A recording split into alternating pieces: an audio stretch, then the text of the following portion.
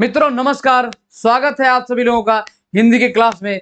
साथियों ये सभी प्रीवियस ईयर क्वेश्चन है, ये पीसीएस परीक्षा को टारगेट करके किया जा रहा है। तो सारे प्रश्न जो है आप ध्यान से पढ़िए और इसको नोट करिए। जो भी नए प्रश्न मिले उसको आप जरूर नोट करिए, ठीक। ये विभिन्न राज्यों के जितने भी प्रश्न पूछे गए हैं उसको हमने इंक्लूड किया। हिंदी की किसी भी परीक्षा के प्रश्न आपको इसमें से मिल सकते हैं। पहला प्रश्न है साथियों, मैं सोचा कि भला ऐसा क्यों होता है, उचित शब्द में रिक्त स्थान भरना है। यहाँ ये उचित स्थान जो है यहाँ पर क्या भरा जाएगा कि मैंने सोचा भला ऐसा क्यों हो सकता है। तो मैंने आदमी सोचता कैसे, आदमी मन में सोचता है, तो यहाँ पर क्या भरा जाएगा, मैंने मन में सोचा भला ऐसा क्यों होता है। अगला है, वर्ष 2016 का साहित्य अकादमी पुरस्कार किस रचनाकार को दिया गया। वर्ष 2016 का साहित्य अकादमी पुरस्कार किस रचनाकार को दिया गया साथियों। ऑप्शन ए है मृदुला गर्ग, बी है रमेश चंद्र शाह, सी है रामदरस मिश्र और डी है नासिरा शर्मा। तो 2016 का साहित्य अकादमी पुरस्कार साथियों ये नासिरा शर्मा को दिया गया और इनकी रचना क्या थी, पारिजात। पारिजात रचना के लिए इनको साहित्य अकादमी पुरस्कार दिया गया, ठीक। अगला है, राजा राम मोहन राय का पत्र बंगदूत सर्वप्रथम किस वर्ष प्रकाशित हुआ था। राजा राम मोहन राय का पत्र बंगदूत जो है ये किस जो है सन में प्रकाशित हुआ था और कहां से प्रकाशित हुआ साथियों। तो ये कलकत्ता से होता था, कलकत्ता से ये प्रकाशित होता था। और किस सन में हुआ था, तो ये 1829 ईस्वी में शुरू हुआ था। कब हुआ था, 1829। और इनकी कुछ रचनाएं हैं जैसे संवाद कौमुदी, संवाद कौमुदी, संवाद कौमुदी का संपादन भी इन्होंने किया था। और एक है मिरातुल अखबार, मिरातुल अखबार, इसका भी संपादन राजा राम मोहन राय ने ही किया था, ठीक। अगला है, हिंदी में तुलनात्मक आलोचना का प्रारंभ किसने किया था। हिंदी में तुलनात्मक आलोचना होता है लेकिन तुलनात्मक आलोचना का प्रारंभ किसने किया था। ऑप्शन ए है महावीर प्रसाद, बी है पद्म सिंह शर्मा, सी है मिश्र बंधु और डी है लाला भगवान दीन। ये भगवान दीन होगा, लाला भगवान दीन, ठीक। तो हिंदी में तुलनात्मक जो है आलोचना का प्रारंभ साथियों ये पद्म सिंह शर्मा ने किया था। किसने किया था, पद्म सिंह शर्मा ने हिंदी में आलोचना का प्रारंभ किया था, वो भी तुलनात्मक आलोचना का। अगला है, काव्य की शोभा बढ़ाने वाले धर्मों को अलंकार कहते हैं। काव्य की शोभा बढ़ाने वाले धर्मों को अलंकार कहते हैं। इस उक्ति में धर्म शब्द का क्या अर्थ है। काव्य की शोभा बढ़ाने वाले धर्मों को तो अलंकार कहा जाता है, ठीक है, लेकिन इसमें जो धर्म शब्द यूज किया गया है, प्रयोग किया गया है, इसका अर्थ क्या होगा। ऑप्शन ए है मजहब, बी है गुण, सी है सत्कर्म और डी है कर्तव्य। तो काव्य की शोभा बढ़ाने वाले धर्मों को अलंकार कहते हैं। ये अलंकार की परिभाषा है।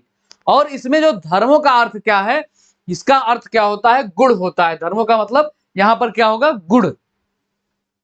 अगला है, छंद शास्त्र के प्रणेता आचार्य माने जाते हैं। छंद शास्त्र के प्रणेता कौन से आचार्य माने जाते हैं, कौन माने जाते हैं। ऑप्शन ए है पतंजलि, ऑप्शन बी है पिंगल, ऑप्शन सी है पाणिनि और डी है मनु। तो छंद शास्त्र के प्रणेता साथियों कौन माने जाते हैं, ये माने जाते हैं पिंगल माने जाते हैं। छंद शास्त्र के प्रणेता आचार्य पिंगल माने जाते हैं, ठीक। अगला है, रसों व सह रस से संबंधित इस कथन का उल्लेख इनमें से किस ग्रंथ में हुआ है।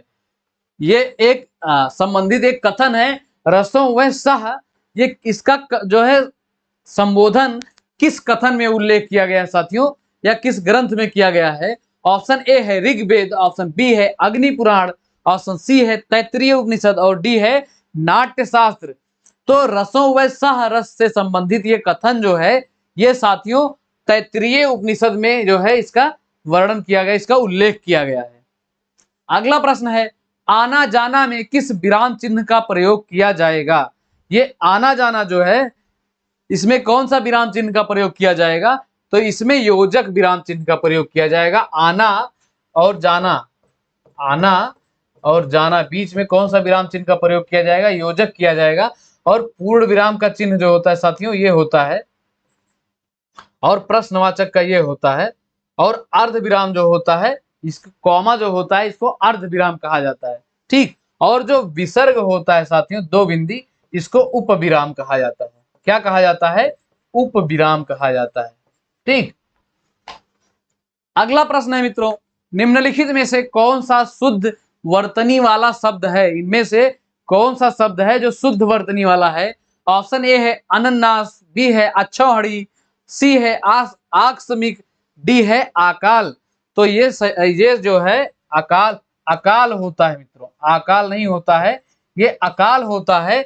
और ये आकस्मिक नहीं आकस्मिक होता है, आकस्मिक होता है, ये आकस्मिक होता है यानी कि अचानक होता है। और ये अक्षौहिणी होता है, अक्षौहिणी होता है। इसमें हा पे जो है छोटी ई का मात्रा लगता है और इसको क्या पढ़ा जाता है? अक्षौहिणी। इसमें अनन्नास जो है साथियों बिल्कुल सही लिखा गया, अनन्नास ऐसे ही लिखा जाएगा। ठीक, अगला प्रश्न है, निम्नलिखित में से शुद्ध वाक्य है, इसमें कौन सा वाक्य शुद्ध है? ऑप्शन ए है यह असली गाय का घी है। तो ये जो है ये होगा यह असली, ये गाय का फिर असली, ये गाय का असली घी है, तब ये सही होगा। बी है यहां शत्रु से खतरा है। सी है अश्वमेघ यज्ञ का घोड़ा पकड़ा गया। और डी है इस प्रकार यहाँ अनेक प्रकार के आविष्कार हुए। तो इनमें सही कौन सा है साथियों? यहाँ शत्रु से खतरा है, ये बिल्कुल सही है। और इस प्रकार यहाँ अनेक आविष्कार हुए, तो ये जो है यहाँ अनेक प्रकार के आविष्कार हुए, ये भी हो सकता है। ठीक, अगला है, वाक्य में जिसके विषय में कहा जाता है उसे क्या कहते हैं? जैसे कोई वाक्य लिखा गया है, कोई सेंटेंस लिखा गया है कि मोहन घर जाता है, तो इस वाक्य में जो है पूछा जा रहा है वाक्य में जिसके विषय में कहा जाता है उसको क्या कहते हैं? तो ऑप्शन ए है उद्देश्य, ऑप्शन बी है विधेय, ऑप्शन सी है वाक्य विस्तार, और डी है इनमें से कोई नहीं। तो जो है वाक्य के विषय में जो कहा जाता है साथियों उसे वाक्य के विषय में जो कहा जाता है उसको क्या कहते हैं? उसे उद्देश्य कहते हैं। क्या कहते हैं? उद्देश्य। अगला है, समास के पदों को अलग करने को क्या कहा जाता है? समास क्या होता है? एक संक्षिप्त होता है, और इसके पदों को जब अलग कर देंगे, यानी कि संक्षिप्त का मतलब एकत्र होता है, और इसके पदों को जब अलग कर देंगे तो ये विग्रह हो जाएगा, अलग हो जाएगा। तो समास के पदों को अलग करना क्या कहलाता है? विग्रह कहलाता है। और ये विच्छेद जो होता है, संधि में दो वर्णों का मेल होता है, तो दो वर्ण जब अलग अलग हो जाते हैं तो वो होता है विच्छेद, यानी कि अलग अलग होना। अगला है, इनमें से कौन सा संधि का गुण है? इनमें से संधि का कौन सा गुण है? ऑप्शन ए है संधि निरर्थक अक्षरों को मिलाकर सार्थक शब्द बनाती है। बी है संधि में समास होता है। सी है संधि का अर्थ है अलगाव। और डी है संधि दो पदों का योग होता है। और डी है ई है इनमें से कोई नहीं। ये क्वेश्चन साथियों छत्तीसगढ़ पीसीएस का है और 3-4 बार पूछा गया है छत्तीसगढ़ पीसीएस में। ठीक, तो इसमें देखिए संधि का गुण दिया है, तो इसमें से कुछ नहीं, संधि में समास नहीं होता है, संधि का अर्थ अलगाव नहीं होता, संधि का मतलब क्या होता है? जोड़ होता है। और संधि दो पदों का नहीं साथियों, ये दो वर्णों या दो अक्षरों का योग होता है। तो इनमें से कुछ सही नहीं है, ऑप्शन डी जो है इनमें से कोई नहीं इसका सही उत्तर है। अगला है, प्रत्यय होता है, प्रत्यय क्या होता है? ऑप्शन ए है शब्दांश, बी है वाक्यांश, सी है पदांश और डी है पद्यांश। तो प्रत्यय क्या होता है साथियों? प्रत्यय मूल शब्द के पीछे लगता है, मूल शब्द के पीछे लगता है, और प्रत्यय का कोई अपने आप में कोई अर्थ नहीं होता, सार्थक अर्थ नहीं होता है, और हो भी सकता है लेकिन वैसे जो है मैक्सिमम नहीं होता है। तो प्रत्यय क्या होता है? ये शब्दांश होता है, यानी कि शब्द का अंश होता है, पीछे लगता है।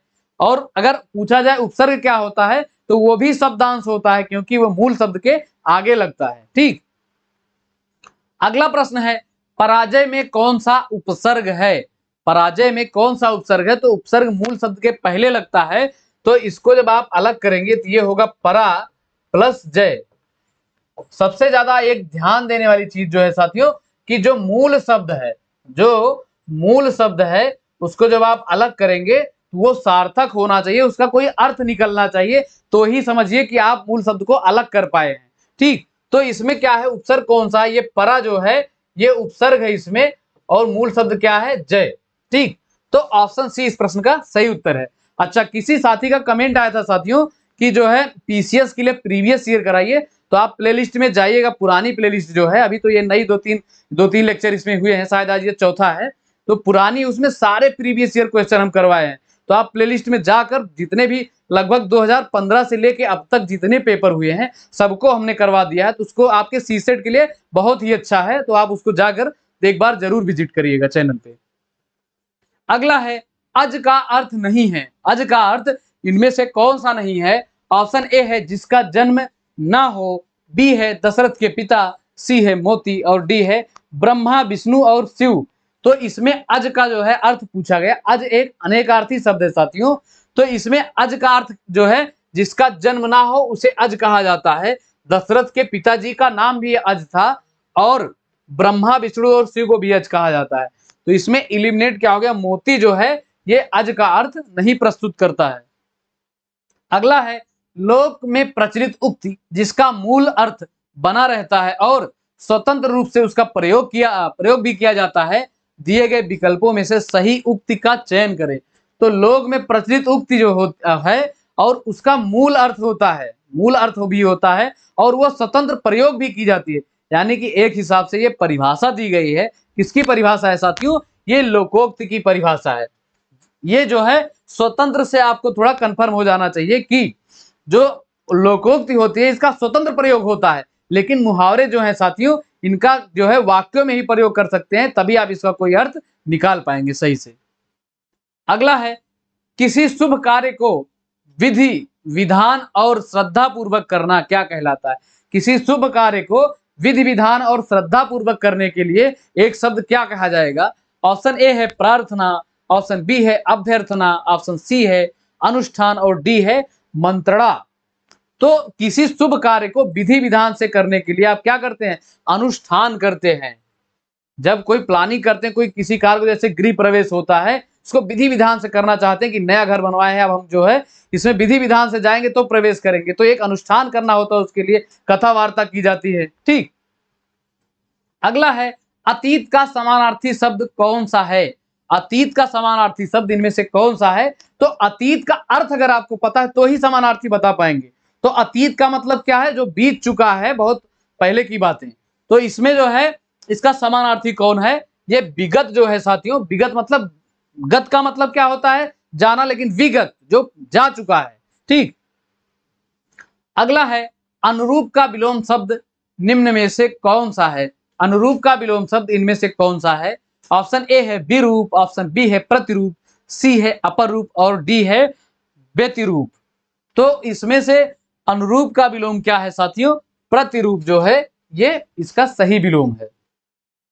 अगला है अनुपम का पर्यायवाची शब्द निम्नलिखित में से कौन सा है? अनुपम का पर्यायवाची शब्द इनमें से कौन सा है? तो अनुपम का अर्थ क्या होता है? जिसकी उपमा, जिसकी तुलना ना की जा सकी, अपने आप में एक अद्वितीय हो। तो अनुपम का पर्यायवाची क्या है साथियों? ये है अद्वितीय। अगला है निम्नलिखित में से अर्ध तत्सम शब्द को पहचानिए। तो अर्ध तत्सम क्या होता है? तत्सम क्या होता है? संस्कृत का शब्द होता है। तद्भव क्या होता है? देसी भाषा का होता है, संस्कृत से भटक कर होता है। लेकिन अर्ध तत्सम क्या होता है? संस्कृत और ये देसी भाषा तद्भव दोनों के बीच का होता है। तो इसमें अर्ध तत्सम कौन सा है साथियों? ये अक्षर जो है इसमें अर्ध तत्सम है, क्योंकि इसका जो तत्सम होता है ये अक्षर होता है। इसका तत्सम यानी कि संस्कृत वाला शब्द अक्षर होता है, और इसका तद्भव जो होता है ये आखर होता है। क्या होता है? आखर होता है, और इसका अर्ध तत्सम क्या है? अक्षर है। ठीक, अगला प्रश्न है अफसोस क्या है? अफसोस मैं नहीं जा सका। अफसोस है कि मैं नहीं जा सका। रेखांकित शब्द में अव्यय का प्रकार बताइए। तो इसमें कौन सा अव्यय है? ऑप्शन ए है संबोधन सूचक अव्यय, बी है शोक सूचक अव्यय, सी है आश्चर्य सूचक अव्यय, और डी है हर्ष सूचक अव्यय। तो हर्ष का मतलब आप खुशी हो जाएंगे, तो खुशी वाला ये जब हर्ष उल्लास खुशी हो गएंगे तो ये हर्ष सूचक होगा। लेकिन यहाँ पर क्या है? अफसोस कर रहे हैं, अफसोस मैं नहीं जा सका। कहाँ? किसी की शादी में। सोचिए किसकी शादी में। तो यहाँ पर क्या होगा? आपको शोक है, आपको जो है टेंशन है, चिंता है, आप परेशान है, कि अफसोस है मुझे, मैं नहीं जा सका। अगला है पुस्तक पढ़ी जाती है में कौन सा वाच्य है? पुस्तक पढ़ी जाती है इसमें कौन सा वाच्य है? ऑप्शन ए है कर्तृवाच्य, ऑप्शन बी है कर्मवाच्य, सी है भाववाच्य और डी है क्रियावाच्य। तो भाववाच्य की पहचान तो है, इसमें नहीं आता है। क्या आता है? नहीं आता है। जैसे मुझसे चला नहीं जाता, मुझसे बैठा नहीं जाता, मुझसे खाया नहीं जाता, ये सभी भाववाच्य के उदाहरण है। लेकिन पुस्तक पढ़ी जाती है, तो अगर इसमें प्रश्न पूछेंगे कि क्या पढ़ी जाती है, पुस्तक पढ़ी जाती है, और कर्मवाच्य है, तो इसमें जो है कर्मवाच्य क्या होता है, इसमें कर्म की प्रधानता होती है। ठीक, तो पुस्तक पढ़ी जाती है इसमें कर्मवाच्य है साथियों। और कर्तृवाच्य में क्या होता है? कर्ता की प्रधानता होती है। जो भी वाच्य, जैसे कोई भी वाच्य अगर आपको पहचानना है तो इसमें जो है आप उसको पढ़ के उसमें प्रश्न पूछकर जान सकते हैं किसकी प्रधानता है, या इसमें फेरबदल भी कर सकते हैं। तो जब किसी का लिंग जब इसमें कोई फेरबदल करेंगे, इसके लिंग वचन कारक में कोई परिवर्तन आएगा, तो समझ लीजिए जो जिसके हटाने पर परिवर्तन आता है वही वाच्य होता है इसमें। अगला है माँ सोती हैं, वाक्य को भूतकाल में बदलिए। एक शब्द है, एक वाक्य है, माँ सोती हैं, इस वाक्य को भूतकाल में बदलना है, यानी कि इसको बीते हुए काल में बदलना है। ऑप्शन ए है माँ सोएगी, ऑप्शन बी है माँ सोती थी, ऑप्शन सी है माँ सोने वाली है और डी है माँ सो रही है। तो सो रही मतलब ये वर्तमान काल का हो गया, ये काम चल रहा है, लेकिन आपको क्या करना है? भूतकाल में बदलना है। तो माँ सोती थी जो है ये कैसा हो जाएगा? भूतकाल का वाक्य हो जाएगा। अगला है माँ ने बाजार से कपड़ा खरीदा, रेखांकित शब्द का कारक बताइए। तो इसमें रेखांकित शब्द क्या है? कारक रेखांकित शब्द क्या है? कपड़ा है। तो इस पे गौर करिए, माँ ने बाजार से कपड़ा खरीदा, माँ ने बाजार से क्या खरीदा? कपड़ा खरीदा। तो इसमें कारक बताना है। ऑप्शन ए है कर्ता कारक, बी है करण कारक, सी है कर्म कारक और डी है अधिकरण कारक। तो माँ ने बाजार से क्या खरीदा? कपड़ा खरीदा। इसमें कपड़ा जो प्रधानता दिख रही है ये करण से है। इसकी जो है कपड़ा जो है ये इसका प्रभाव किस पे पड़ रहा है? करण पे पड़ रहा है। तो इसमें कौन सा कारक? इसमें कर्म कारक होगा साथियों। इसका प्रभाव कपड़ा जो शब्द है इसका प्रभाव कर्म पे पड़ रहा है, कर्म पे डिपेंड कर रहा है, निर्भर कर रहा है। तो यहाँ पर कौन सा होगा? कर्म कारक। अगला है सीमांत पकौड़े खा रहा है, रेखांकित वाक्य में क्रिया का भेद बताइए। सीमांत क्या खा रहा है? पकौड़े खा रहा है। तो इसमें रेखांकित वाक्य क्या है? इसमें क्रिया का भेद बताना है। ऑप्शन ए है अकर्मक, ऑप्शन बी है सकर्मक, सी है प्रेरणार्थक और डी है द्विकर्मक। तो द्विकर्मक क्या होती है? जब जो है एक काम समाप्त होकर दूसरा शुरू हो जाए। एक काम समाप्त होकर, जैसे वह खाकर सो गया तो नहाकर खाकर, इसमें जैसे एक काम खत्म होगा दूसरा शुरू हो जाएगा, तो ये द्विकर्मक होती है। और सीमांत पकौड़े खा रहा है तो ये सकर्मक क्रिया है। और सकर्मक क्रिया पहचानेंगे कैसे साथियों? इससे प्रश्न पूछेंगे सीमांत क्या खा रहा है? पकौड़े खा रहा है। अगर इसी जगह पर होता सीमांत सो रहा है, तो सीमांत क्या सो रहा है, तो कोई प्रश्न नहीं मिलता, तो यहाँ पर अकर्मक क्रिया होती। लेकिन यहाँ अगर उत्तर मिल रहा है आपको तो यहाँ पर सकर्मक क्रिया है। अगला है निम्नलिखित में से एक शब्द विशेषण नहीं है। तो ये तो जिसका ऑप्शन गलत हो गया है, इसमें कोई शब्द दिया हो जाना चाहिए, तो ये दूसरे प्रश्न का लग गया है। अगला है उसका भाई खेलता है, वाक्य में कौन सा सर्वनाम है? उसका भाई खेलता, किसका भाई? उसका भाई खेलता है, इसमें कौन सा सर्वनाम है? ऑप्शन ए है संबंधवाचक, बी है पुरुषवाचक, सी है निजवाचक और डी है निश्चयवाचक। तो उसका, उसका, इसका, मैंने, मुझे, ये सब जो है ये किस कारक की पहचान है साथियों? ये जो कौन सा सर्वनाम होता है? ये पुरुषवाचक होता है। ठीक।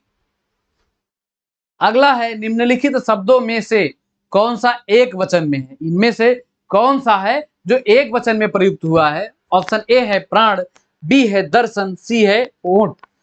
तो ये जो तीनों है साथियों, ये दर्शन, प्राण और ओट जो है, ये हमेशा जो है बहुवचन में प्रयोग होते हैं। बहुवचन में ये प्रयोग होते हैं ऑलवेज, इनका जो है हमेशा बहुवचन में ही प्रयोग होता है। तो इसमें बच क्या गया? ये जो ऑप्शन डी है ये तेल है। ये तेल जो है साथियों एक वचन है, और बाकी ये सब ये बहुवचन में हमेशा ही प्रयोग किए जाते हैं। ठीक।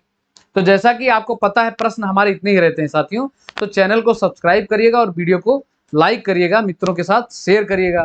तो मिलते हैं साथियों कल एक नए सेट के साथ। तब तक के लिए जय हिंद, जय भारत, जय हिंदी।